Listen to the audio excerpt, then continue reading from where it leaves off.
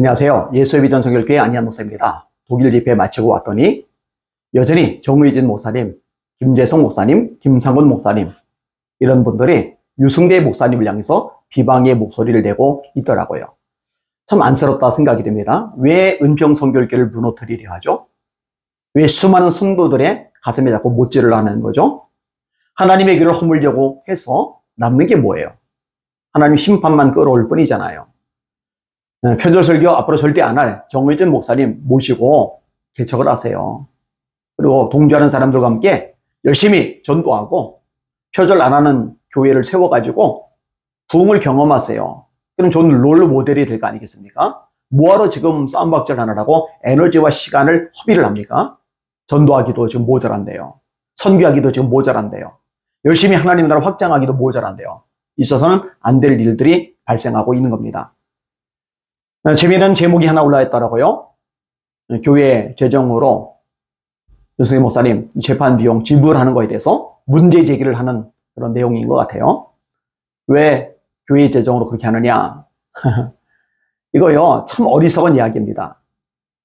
아니, 그러면은 은평성결교회 대표가 유승대 목사님이고 유승대 목사님을 법적으로 소송을 걸었는데 교회에서 지원하지 누가 지원합니까? 유 목사님 개인이 그걸 합니까?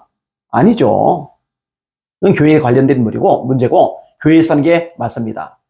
저희 교회가 코로나 기간에 목숨 걸고 예배를 드렸어요. 전국에서 가장 많이 배세당했습니다. 4번 배세를 당했어요. 감옥 갈 각오를 했어요. 금주군청에서 소송을 했어요. 저희 교회에서도 소송을 했어요. 제가 한 거죠. 그러면 재판 비용은요? 이 변호사 비용은요? 당연히 교회에서 지출을 하는 거죠. 제가 예수비전 성결교회 대표이기 때문에 그렇습니다. 이걸 가지고 누가 이의를 제기합니까? 이걸 가지고 누가 문제를 삼습니까? 말이 안 되는 행태이죠.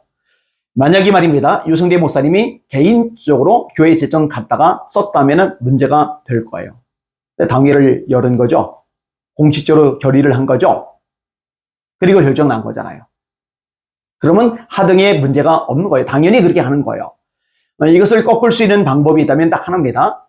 당회나 직원회나 기획위원회나 이런 것보다 최상위가 사무총회죠. 이 사무총회에서 모든 것들이 결정이 되는 거예요.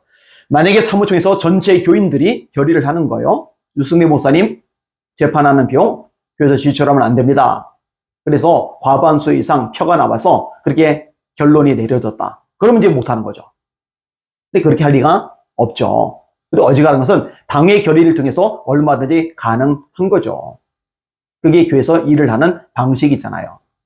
근데 그런 걸 문제 삼는다? 참 말도 안 되는 거죠. 진짜로 문제를 삼아야 될 것은 유승대 목사님이 재판 과정에서 교회 도움을 받아 소송을 진행하는 것, 이걸 비판할 게 아니라 부목사 출신이었던 정의진 목사님이 담임 목사님이셨던 유승대 목사를 향해서 소송을 제기한 것, 이것을 문제 삼아야 됩니다. 이거는 절대로 교육자가 할 짓이 아니죠. 아니, 교육자가 많이 아니에요. 일반 교인이라고 해서는 안 될 짓이죠. 교인분이 계세요? 세상에서도 이렇게까지는 안 합니다.